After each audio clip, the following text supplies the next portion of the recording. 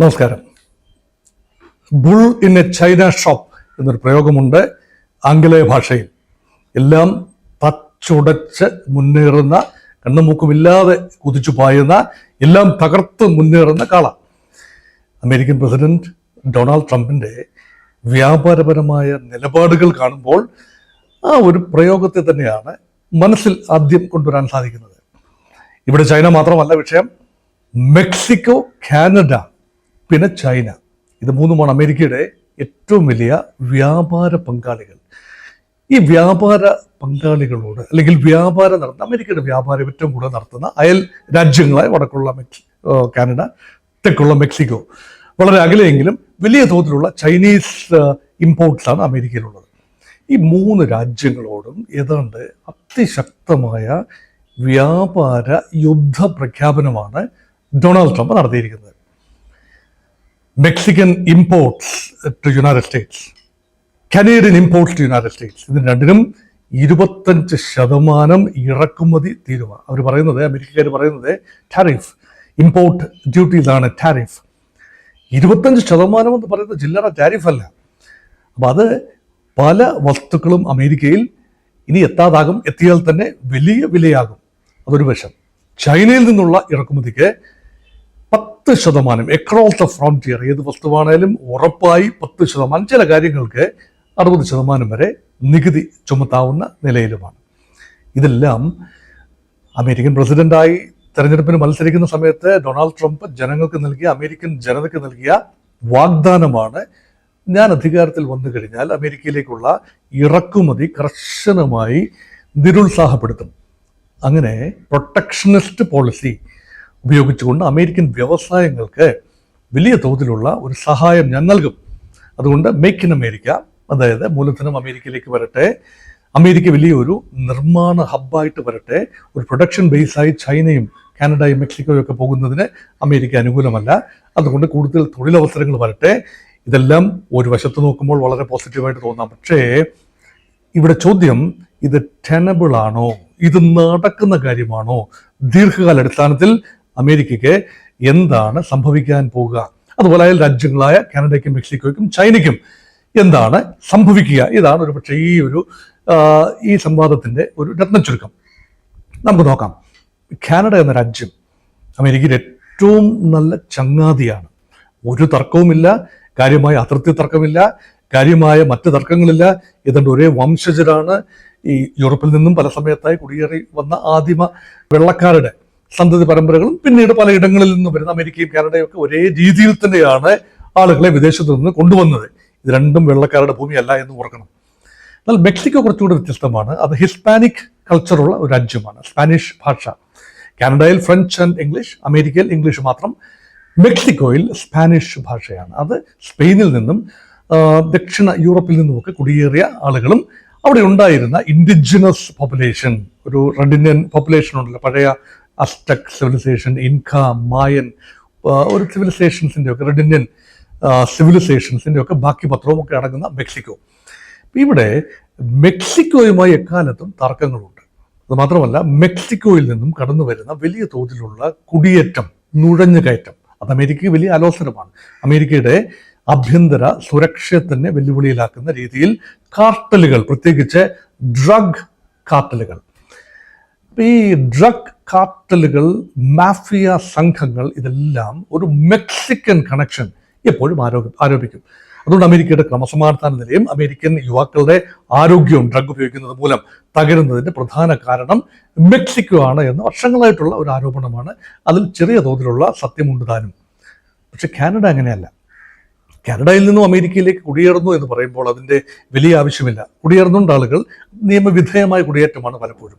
പക്ഷെ കാനഡയെക്കുറിച്ച് ഇപ്പോൾ ട്രംപ് പറയുന്നത്, അവിടെ ഒരു വലിയ നിരോധിത ഡ്രഗ്, ഫെൻറ്റനിൽ എന്ന് പറയും, അത് മെഡിക്കൽ ആവശ്യങ്ങൾക്ക് വേണ്ടി ഉപയോഗിക്കാവുന്നതാണ്. പക്ഷേ ഒരു പരിധിയിൽ കൂടുതലുള്ള അളവിൽ ഉപയോഗിക്കുമ്പോൾ അത് ഡ്രഗായി, മയക്കുമരുന്നായി ഉപയോഗിക്കുന്ന ഒരു സാധ്യതയുണ്ട്. അത് അമേരിക്കയുടെ യുവത്വം കാർന്നു തിന്നുന്ന ഒന്നാണ്. അമേരിക്കയുടെ ആരോഗ്യത്തെ അത് ബാധിക്കുന്നു എന്ന ഒരു കാഴ്ചപ്പാടുണ്ട്. അപ്പം ട്രംപിൻ്റെ ചില വളരെ കൺസർവേറ്റീവ്, യാഥാസ്ഥികമായ ചില കാഴ്ചപ്പാടുകളുണ്ടല്ലോ. ഈ 2 ലിംഗമേ പാടുള്ളൂ, ഭിന്ന ലിംഗക്കാർക്ക് അവകാശങ്ങൾ ഇല്ല, അവരെ അംഗീകരിക്കില്ല. അതുപോലെ ചില കടുംപിടുത്തങ്ങൾ, ആ കടുംപിടുത്തങ്ങളിൽ ഒന്നാണ് ടാറ്റു പാടില്ല. ഇപ്പം ദേഹത്ത് ടാറ്റു പതിക്കുന്നത് കുട്ടികളൊക്കെ അതൊക്കെ ചെയ്യും. അമേരിക്കയിലെ ആവിഷ്കാര സ്വാതന്ത്ര്യമാണ്. അപ്പം ഈ ചില കാര്യങ്ങളുള്ള ആവിഷ്കാരത്തിന് വലിയ തോതിലുള്ള തടയിടുന്ന ട്രംപിന്റെ നയം. അപ്പം മയക്കുമരുന്നിനെതിരെയുള്ള പോരാട്ടത്തിന് മെക്സിക്കോയെയും കാനഡയെയും ബ്രാക്കറ്റ് ചെയ്യുകയും അതിനുള്ള പണിഷ്മെന്റ് എന്ന നിലയിലാണ് ഇറക്കുമതിക്ക് കർശനമായ തീരുവകൾ ചുമത്തുന്നത്. നോക്കൂ, കാനഡയിൽ നിന്നും അമേരിക്കയിലേക്ക് ഇറക്കുമതി ചെയ്യുന്ന കാര്യങ്ങളുണ്ട്. പക്ഷെ അമേരിക്കയിൽ നിന്നും കാനഡയിലേക്ക് കയറ്റുമതി ചെയ്യുന്ന കാര്യങ്ങളുമുണ്ട്. $155 ബില്യൺ. അത് ചെറിയ തുകയൊന്നുമല്ല. 155 ബില്യൺ എന്ന് പറയുമ്പോൾ ശതകോടികളാണ്. അത്രയും ഡോളറിന്റെ എക്സ്പോർട്ട്സ് ഉണ്ട് കാനഡയിലേക്ക്. അതായത് ഈ ഫ്ലോറിഡ സംസ്ഥാനത്ത് നിന്ന് പഴച്ചാറുകൾ, അങ്ങനെയൊക്കെയുള്ള കാര്യങ്ങൾ, മുന്തിരിങ്ങ, ആപ്പിള്, ഓറഞ്ച്, ഇതെല്ലാം ഓറഞ്ച് ജ്യൂസൊക്കെ വലിയ തോതിലാണ് കയറ്റുമതി ചെയ്യുന്നത്. അതുപോലെ അമേരിക്കയിലെ ബ്രൂവറീസ്, മദ്യം, ബിയറും വൈനും റമ്മും വിസ്കിയും ബ്രാൻഡിയും എല്ലാം തന്നെ കാനഡയിലേക്ക് വളരെ വലിയ തോതിലാണ് കയറ്റുമതി ചെയ്യുന്നത്. അതുമാത്രമല്ല, അമേരിക്കയിൽ നിന്നുള്ള മറ്റ് കയറ്റുമതികളുണ്ട്. അപ്പം $155 ബില്യൺ കാനഡയിലേക്കുള്ള അമേരിക്കയിൽ നിന്നുള്ള ഇറക്കുമതിക്ക് റിറ്റാലിയേറ്ററി ടാരിഫ് ചുമത്തിയിരിക്കുകയാണ് കാനഡ. ബട്ട് ടാരിഫ് നിലവിൽ വരുന്ന, അമേരിക്ക പറയുന്ന ടാരിഫ് നിലവിൽ വരുന്നത് ഉടനെയാണ്. അതായത് ഈ ചൊവ്വാഴ്ച നിലവിൽ വരികയാണ്. അപ്പോൾ നിലവിൽ വന്നു കഴിഞ്ഞു, ഏതാണ്ട് വരുന്ന ഒരു ഘട്ടത്തിലാണ്. അപ്പോൾ അത് കഴിഞ്ഞ് 2 ദിവസം കഴിഞ്ഞ് ബുധൻ വ്യാഴമായി കഴിയുമ്പോൾ ആ ടാരിഫ് തിരിച്ചും റിറ്റാലിയേറ്ററി, പ്രതിരോധ അല്ലെങ്കിൽ പ്രതികാര ടാരിഫ് കാനഡയിൽ നിലവിൽ വരും. അപ്പോൾ യുദ്ധം തുടങ്ങിക്കഴിഞ്ഞു. വ്യാപാര യുദ്ധം അല്ലെങ്കിൽ tariff war between Canada and United States started. മാത്രമല്ല, കാനഡയുടെ ഔട്ട് ഗോയിങ് പ്രധാനമന്ത്രി, അദ്ദേഹം തീരെ ജനകീയ വിരുദ്ധ ഒരു പശ്ചാത്തലമായിരുന്നു ഇതുവരെ ഉണ്ടായിരുന്നത്. അത്രയ്ക്ക് ജനങ്ങളെ വെറുപ്പിച്ചൊരു പ്രധാനമന്ത്രി, ഇന്ത്യയുമായുള്ള മുട്ടമിട്ടലും ഏറ്റുമുട്ടലും ഒക്കെ നമ്മൾ ഏറെ സംസാരിച്ചതുമാണ്. അത് ഈ ഒരു പശ്ചാത്തലം, ഈ ചർച്ചയുടെ പശ്ചാത്തലത്തിൽ വരാത്തത് കൊണ്ട് നിജ്ജാർ വധവും ഇന്ത്യ കാനഡ ബന്ധങ്ങളിൽ വന്ന ഉലച്ചിലും ഒന്നും തന്നെ ഇപ്പോൾ പരിഗണിക്കുന്നില്ല. ഇവിടെ അമേരിക്ക കാനഡ ബന്ധമാണ്. അവിടെ ഇപ്പോൾ ജസ്റ്റിൻ ട്രൂഡോ എന്ന Canadian prime minister is becoming more and more popular and he is becoming A national hero. എന്താ സംഭവിക്കുന്നത്? അദ്ദേഹം അമേരിക്കക്കെതിരെ ശക്തമായി വാളോങ്ങി നിൽക്കുകയാണ്. പുറത്ത് പോകുന്നതിന് മുമ്പേ അമേരിക്ക ഒരു പാഠം പഠിപ്പിക്കും എന്ന നിലയിലാണ് കനേഡിയൻ പ്രധാനമന്ത്രി ജസ്റ്റിൻ ട്രൂഡോയുടെ ചില നിലപാടുകൾ. അമേരിക്കൻ ഉൽപ്പന്നങ്ങളെ ബഹിഷ്കരിക്കാനുള്ള ചില നിലപാടുകൾ കാനഡയിലെ സംസ്ഥാനങ്ങൾ എടുത്തു കഴിഞ്ഞു. കാനഡ നമുക്കറിയാമല്ലോ ഒരു ഫെഡറൽ വ്യവസ്ഥയാണ്. കാനഡ എന്ന ഒരു കേന്ദ്രവും അല്ലെങ്കിൽ ഒറ്റവ, അതിനോടൊപ്പം തന്നെ സംസ്ഥാനങ്ങളും, അമേരിക്കയും ഫെഡറലാണ്. കാനഡയ്ക്ക് പല സംസ്ഥാനങ്ങളുണ്ട്. ഒണ്ടാരിയോ മേഖലയുണ്ട്, ക്യൂബെക് മേഖലയുണ്ട്, ഫ്രഞ്ച് സ്പീക്കിംഗ് ഏരിയയാണ്. ബ്രിട്ടീഷ് കൊളംബിയ മേഖലയുണ്ട്, വാൻകൂവറൊക്കെ ഉള്ളൊരു മേഖലയുണ്ട്. അങ്ങനെ ഒരുപാട് മേഖലകളാണ്. ഇപ്പം ഈ മേഖലകളിലൊക്കെ തന്നെ വെവ്വേറെ തീരുമാനങ്ങൾ എടുക്കുകയാണ്. ഞങ്ങൾക്ക് അമേരിക്കൻ മദ്യം വേണ്ട, ഞങ്ങൾക്ക് അമേരിക്കയിൽ നിന്ന് വരുന്ന പഴച്ചാറുകൾ വേണ്ട, ഞങ്ങൾക്ക് അമേരിക്കയിൽ വരുന്ന ഇലക്ട്രോണിക് ഗുഡ്സ് വേണ്ട, ഞങ്ങളത് ഔട്ട്സോഴ്സ് ചെയ്യാൻ പോവുകയാണ്. ഞങ്ങൾ മറ്റു രാജ്യങ്ങളുമായി, ഒരുപക്ഷെ ചൈന ആയിരിക്കും അവരുടെ മനസ്സിൽ, അല്ലെങ്കിൽ യൂറോപ്യൻ രാജ്യങ്ങളായിരിക്കും അവരുടെ മനസ്സിൽ. ആരാണോ ഞങ്ങൾക്ക് പ്രൊവൈഡ് ചെയ്യുന്ന ഇത്രയും ഇറക്കുമതി തീരുവ ഇല്ലാതെ ചെയ്യുന്നത്, ഞങ്ങൾ അത് സ്വീകരിക്കും എന്ന നിലയിൽ കാനഡയുടെ മനസ്സ് മാറുകയാണ്. അമേരിക്കയുടെ ഈ സ്പോർട്സ് ടീമുകൾ കാനഡയിൽ മത്സരിച്ചപ്പോൾ കഴിഞ്ഞ ആഴ്ച മുഴുവൻ തന്നെ അവർക്ക് കനേഡിയൻ കാണികളിൽ നിന്നും കൂവൽ നേരിടേണ്ടി വന്നു എന്ന് പറയുമ്പോൾ കാനഡയുടെ മനസ്സിൽ അമേരിക്കയ്ക്കുള്ള വലിയൊരു സ്ഥാനം നഷ്ടപ്പെടുകയാണ്.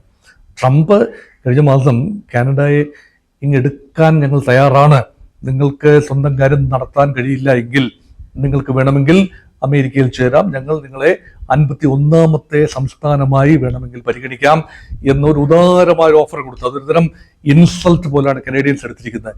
ഇറ്റ്സ് എ ഷിയർ ഇൻസൾട്ട് അല്ലെ. കാനഡയ്ക്ക് നേരെ അമേരിക്ക നൽകുന്ന ഒരു ഇൻസൾട്ടാണ്. നോക്കൂ, കാനഡ അമേരിക്കയുടെ എല്ലാ യുദ്ധങ്ങളിലും കൂടെ നിന്ന രാജ്യമാണ്. 2ാം ലോക മഹായുദ്ധമാകട്ടെ, അതിനുശേഷം നടന്ന യുദ്ധങ്ങളാകട്ടെ, ഗൾഫ് യുദ്ധമാകട്ടെ, ഇപ്പോൾ നടന്ന ഉക്രൈൻ യുദ്ധം, എല്ലാ യുദ്ധങ്ങളിലും അമേരിക്കയെ ഡയറക്ട്ലി ആൻഡ് ഇൻഡയറക്ട്ലി സഹായിച്ചിട്ടുള്ള രാജ്യമാണ്, സഹോദര രാജ്യമാണ്. യാതൊരു തർക്കവും ഉണ്ടാകേണ്ടതല്ല. അപ്പോൾ ഒരു സുഹൃത്ത് രാജ്യമായ കാനഡയുടെ ഇതാണ് നിലപാടെങ്കിൽ മെക്സിക്കോയുടെ എന്തായിരിക്കും നിലപാട്? കാനഡ വളരെ രൂക്ഷമായി പ്രതികരിച്ചപ്പോൾ മെക്സിക്കോയുടെ വനിതാ പ്രസിഡന്റിന്റെ നയം അല്ലെങ്കിൽ ആ ഒരു പ്രസ്താവനകൾ കുറച്ച് മയമുള്ളതായിരുന്നു. മെക്സിക്കോ പഠിച്ചുകൊണ്ടിരിക്കുന്നതേ ഉള്ളൂ. മുൻപും കഴിഞ്ഞ പ്രാവശ്യവും ട്രംപ് അഡ്മിനിസ്ട്രേഷൻ വന്നപ്പോൾ മെക്സിക്കോയോട് ഏതാണ്ട് ഇതുപോലെയുള്ള സമാനമായ ഒരു നയം സ്വീകരിക്കുകയും അത് രമ്യതയിൽ പരിഹരിക്കുകയും ചെയ്ത ഒരു കീഴ്വഴക്കം വെച്ചുകൊണ്ടായിരിക്കും ഒരു ഓപ്പൺ ഏറ്റുമുട്ടലിലേക്ക് മെക്സിക്കോ പോയിട്ടില്ല. അഭയാർത്ഥികളുടെ കാര്യത്തിൽ ഉൾപ്പെടെ ഒരു പരസ്യ ഏറ്റുമുട്ടലിലേക്ക് മെക്സിക്കോ പോയിട്ടില്ല എന്നത് ഇവിടെ ശ്രദ്ധേയമായ കാര്യമാണ്. പക്ഷേ പ്രധാനപ്പെട്ട വിഷയം ചൈനയാണ്. ചൈനയിൽ നിന്നുള്ള ഇറക്കുമതി അത് വളരെ വില കുറഞ്ഞ ഉൽപ്പന്നങ്ങളാണ്.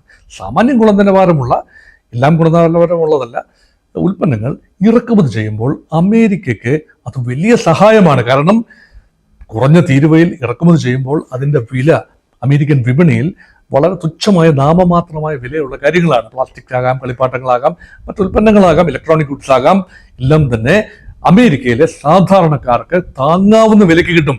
ഇതേ ഉൽപ്പന്നങ്ങൾ ഇനിയും ചൈനയിൽ നിന്നുള്ള ഇറക്കുമതി പൂർണ്ണമായി നഷ്ടപ്പെട്ടു കഴിഞ്ഞാൽ, അല്ലെങ്കിൽ കുറഞ്ഞു കഴിഞ്ഞാൽ, തീരുവയാണെങ്കിൽ കുറയും, ഉറപ്പായിട്ടും ഇറക്കുമതിയുടെ തോത് കുറയും. അങ്ങനെയെങ്കിൽ അമേരിക്കക്കുള്ളിൽ ജനജീവിതം ദുസ്സഹമാകും.